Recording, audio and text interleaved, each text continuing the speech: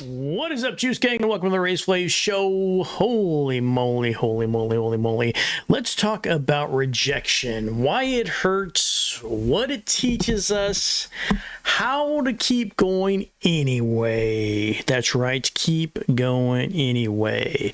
We've all been there, ghosted, turned down, left out, laughed at. Rejection just hits different, doesn't it? Holy moly.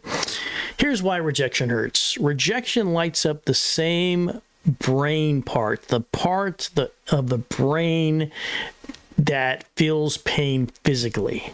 That's what I heard. Check it out online. Go online.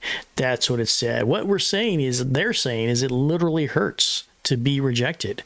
The same wired part of your brain that feels actual pain feels it when you get rejected. We are wired for connection. We talked about that on the last show about love. We're wired for connection. So rejection can feel like a threat to our survival. It's not just about being told no, it's the loss of the possibility, identity, even pride sometimes gets mixed into the batch, and that's where things could get ugly depending on the situation. But what are the stories that we're telling us? Sometimes it's the stories that we're telling us. The stories, are they positive affirmations? I tend to be, I don't know about you, but I tend to tell myself negative stories. So I need to start to listen to positive. Not everybody needs this, but sometimes I like to put in my ears some positive affirmation. Why? Because there's so much negativity in the world, right? The news, maybe your spouse, maybe your family is telling you things that you're on a course. You're on your own course. You got to remember that you're on your own course. So when you tell yourself stories like, I'm not good enough, this always happens to me. These sound familiar, damn it. Well, I'm talking to myself. This always happens to me.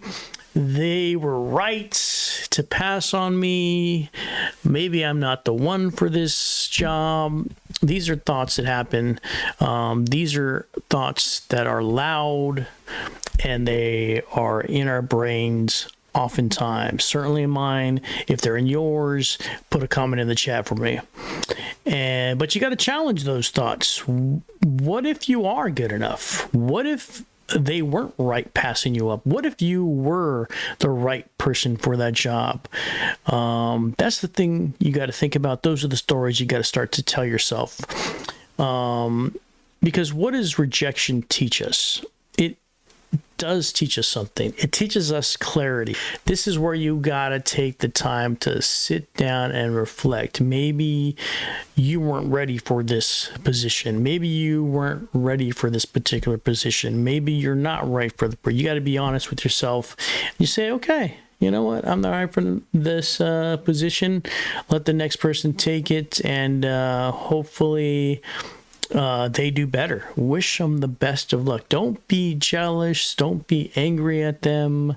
Wish them the best of luck. And if you can, help them. Help them. Yes, it's going to be hard, but help them. If they have a question, or if there's something that they're not clear about, they might be the brightest person in the world. They may be bringing ideas in a bag and dumping them all over the company. And they've got so many ideas. It's amazing. They're younger than you. They've got so many bright ideas. They went to college, blah, blah, blah. But they might not have the experience that you have. Experience is huge when it comes to job opportunities. Experience is huge. So you got to have that resilience. Surviving these type of things makes you stronger. Believe me, 20 years in the nail business, surviving these things is a thing that makes you stronger. It's like I always often say, it's like being on Survivor Island. Every job is being like on Survivor Island. Number one, you got to do your best. You got to do the great job. You got to show up on time. As long as you're doing all those things, showing up on time, doing a good job, the rest is just politics. It's just Survivor Island. Can you survive on this island of a bunch of crazy shipwrecked castaways like on Gilligan's Island? You ended up on this island somehow, and now it's your time to survive. Hopefully Joe Rogan is the announcer on the show, on your show.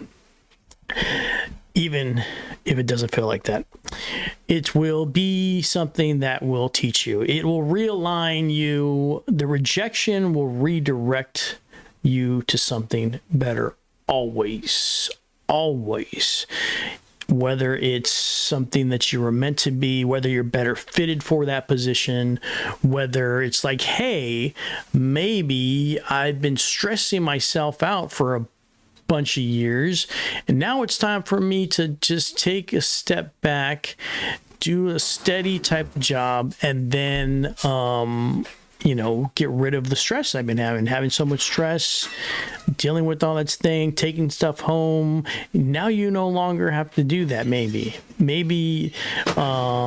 you might be in a job that was super stressful for many years, and then now you get a chance to kind of relieve yourself of that stress and just 9 to 5, straight up 9 to 5. You're not taking anything home with you. You're not getting there all early, trying to crush it, is what they say. If you own your own business, certainly GV, you're gonna love Saturdays. If you own your own business, certainly you're gonna love working on Sundays, because that's your business, that's your thing, it's what you love to do, it's what you got into, it's your game, it's your hustle. But if you're an employee, you probably do love Saturday. I'm sorry I said it. If you're an employee, you probably do love Saturday. You probably do love some time with your family. You probably do love some time on Sunday with your family. Yeah, maybe you're not making as much money as everybody, but hey, there's something to be said about time. We'll probably talk about that on another show. There's something to be said about time. Now, rejection. Let's talk about rejection in love. Getting ghosted. Somebody decides to ghost you. They're not calling you back. Maybe you got dumped. You love somebody who doesn't love you back. That type of rejection. We got to start normalizing that. See, we're watching Instagram, we're watching Hallmark movies. We're thinking that the girl is going to find the king for some reason. You ever watch Hallmark and all of a sudden the maid or the regular person all of a sudden is marrying the king? How does that happen in real life? Probably not. I don't know any stories of that where the person that was just hanging out doing the lawn is now marrying the queen, or the person that was delivering the mail is now marrying the king. You only see that on Hallmark. So let's normalize these things. Heartbreak is going to happen. Sometimes the greatest love story is the one where you walk away. Maybe, and you'll see this as you get older. So if you're young right now and you're in a relationship and you're sad because you lost somebody, they broke up with you or whatnot, wait a couple years, maybe even 6 months. You'll be like, oh my God, thank God I'm not with him, her, or the other thing, because then I would have been stuck with that situation. You might be getting blessed by being out of that situation that you were in. So give it some time. I know it's hard. Believe me, I know it's hard. It hurts at the time. You're in a fog, but give it some time.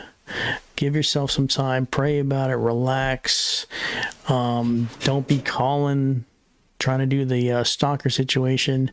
Give it some time. Trust me, things will mellow themselves out. The wrinkles will straighten themselves out. Give it some time so that you can see what future lies ahead. Rejection in career and art. Auditions that didn't go anywhere. Pitches that flopped. Maybe you're an actor and you didn't get the job. Tom Cruise got that job, okay? Tom Cruise, he's better looking than us. He can do his own stunts. So, things happen. Maybe that wasn't your part. Your part is the guy that comes in that is the UPS guy. Maybe that's your part. Look for the next part. You'll be fine. Get another part.